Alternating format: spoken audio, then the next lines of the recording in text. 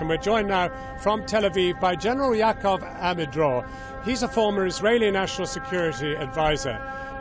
General Amidror, I hope you can hear me over the call to prayer here in Gaza City.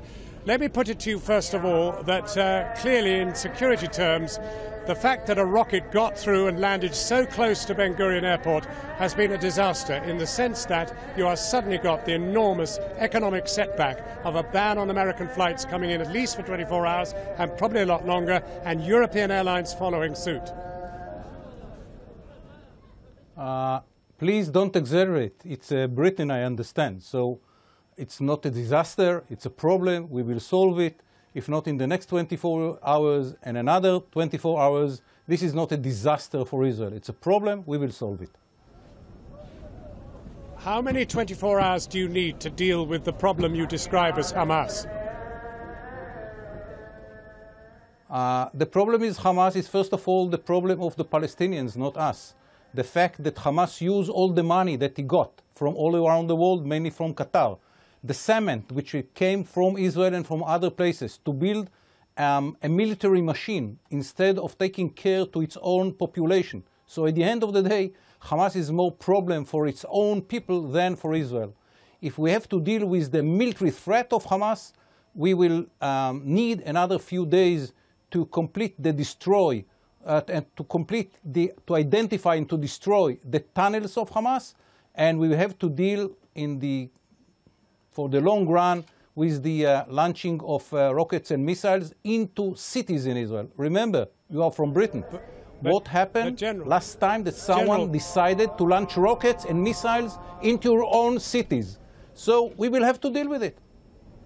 General, you are a military man, you're not a politician, and therefore you know the bitter truth, which is your pilots, your tank commanders are having to kill civilians on behalf of the political classes who will not talk to Hamas. That position simply cannot be sustained. No, I would argue, and I think there are many in the West who would support this, there are many who would argue that you're losing the propaganda war thereby.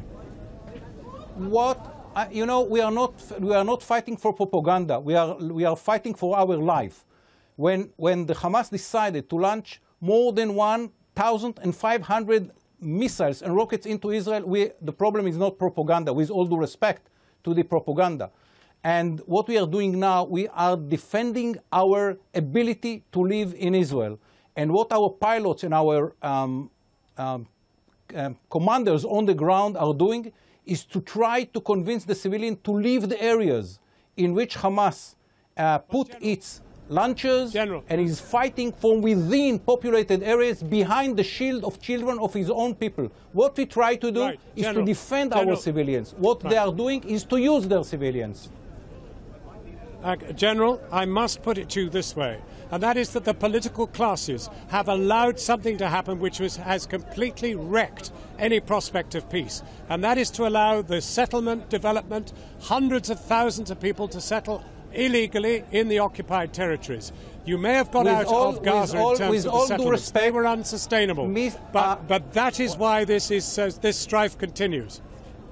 With all due respect, we evacuated all the settlements from Gaza. In Gaza, there is no even one settlement or even one settler. So what you say about Gaza, it's not true at all. About the facts. I'm not speaking here about politicians or about politics. No one settlement in Gaza, no one settler in Gaza. So Israel evacuated years ago. In 2005, all the settlements, all the settlers, no Israeli in Gaza. So with all due respect, all your claims are not related to what happened in Gaza, with all due respect.